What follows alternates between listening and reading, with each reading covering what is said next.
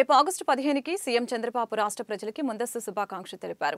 ఈ మేరకు సోషల్ మీడియాలో ట్వీట్ చేసి ప్రతి ఇంటిపై జాతీయ జెండా రెపరెపలాడాలని పిలుపునిచ్చారు. ఆగస్టు 15 భారతదేశం 78వ స్వాతంత్ర్య దినోత్సవం జరుపుకుంటూ ఉండగా ఏపీ సీఎం చంద్రబాబు ప్రజలకి ముందస్తు శుభాకాంక్షలు తెలిపారు. ఈ సందర్భంగా ఆయన సోషల్ మీడియాలో హర్ ఘర్ తిరంగా కార్యక్రమాన్ని ప్రస్తావించారు.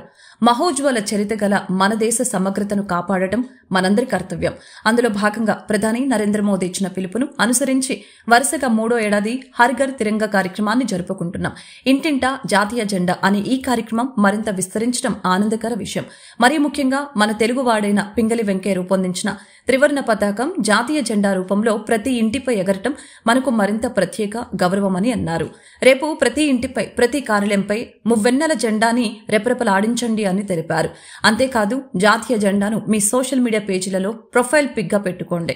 ఇవన్నీ మనలో జాతీయ భావాన్ని కల్పిస్తాయి, స్ఫూర్తిని నింపుతాయి. అందరికీ 78వ స్వాతంత్ర్య దినోత్సవ శుభాకాంక్షలు అంటూ చంద్రబాబు ట్వీట్ చేశారు.